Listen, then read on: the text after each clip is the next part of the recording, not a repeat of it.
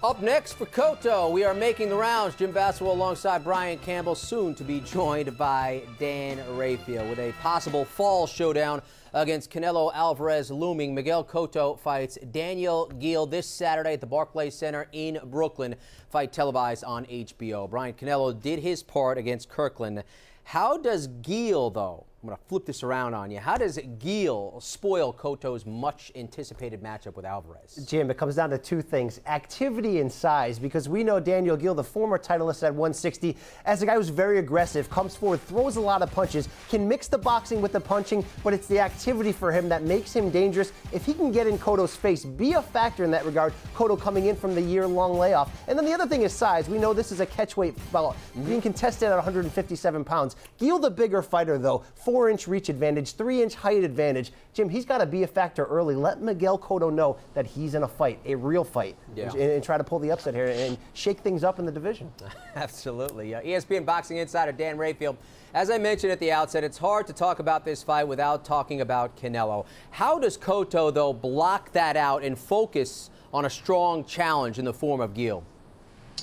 Well, look, Miguel Cotto is a seasoned veteran fighter. This is not his first rodeo. It's not the first time he's ever been in a fight with one formidable opponent where there was another opponent that was supposedly coming next. He's a professional. He's been around for a long time, and he is a top fighter, and he knows how to do this. It's not the first time. So while he's being asked questions about Canelo Alvarez, I do think that most people look at it and understand that even if they think he's going to win the fight against Daniel Geale, that they understand that Daniel Geale is no joke, that this is a real guy. He's been the title holder before. He's fought very good competition. The people who say, well, he got knocked out by Gennady Golovkin, so Cotto's going to walk right through him. You know, I think those people need to take a look at Gennady Golovkin's record and understand he knocks out everybody.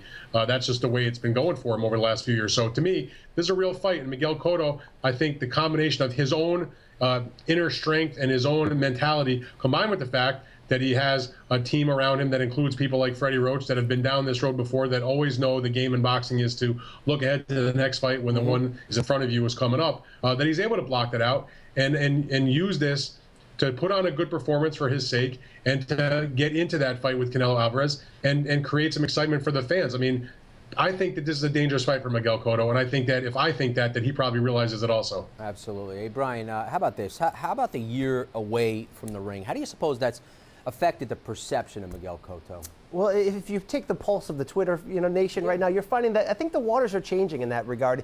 Being away that long, it's sort of given the impression that Cotto may be hijacking the middleweight title. A guy who's not a true 160 guy, a guy who's now fighting forward, moving forward at catchweights, has that control as the A side of the promotion, but not necessarily fighting the guys that people want. Now, on paper, yes, Geale is a very tough matchup, but when you look back over the last year, a year ago, it was a great story. Miguel Cotto moving up in weight, daring to be great, taking on Sergio Martinez, winning the belt. Now you can look back a little bit more if you're a little bit sour on Miguel and say, well, is this what we're seeing as advertised? Did he really beat up an injured Sergio Martinez? Are we overblowing his victory over Delvin Rodriguez? I think there is some of that built up against Cotto for the catchweights, for those things, for maybe not leaping out to want to fight guys like Golovkin right away. So it puts pressure on him in this effort to have to really come through and prove himself as the lineal middleweight champion. It's not just, hey, I won the belt over an injured guy. It's I'm the champion, and I'm going to defend it right here. That's what I'm looking forward to seeing. Yeah. Hey, Dan, Cotto has a new promoter in Jay-Z's Rock Nation Sports.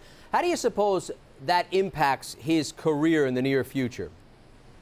Well, I don't think it has much of an impact. I mean, Rock Nation Sports made a big move to sign him. They also made a big move when they signed Andre Ward, and they are a company that seems serious about being involved in the boxing business, and also not only in Miguel Cotto's boxing business, but doing other things with Miguel Cotto with his promotion company in Puerto Rico, unrelated to boxing, concerts and music and other entertainment, as well as getting involved with Miguel Cotto's foundation and things along those lines. But in terms of his boxing, it's just different people to make the deals. The good thing about Miguel being with Rock Nation is it doesn't prevent certain fights. He's not with a promoter or with a team that will preclude him from fighting certain fights. So from that standpoint, whether he was going to be with Rock Nation, in some ways it's good because, look, Top Rank, for example, who did a hell of a job promoting Miguel Cotto throughout his career, they really built him up to what he became.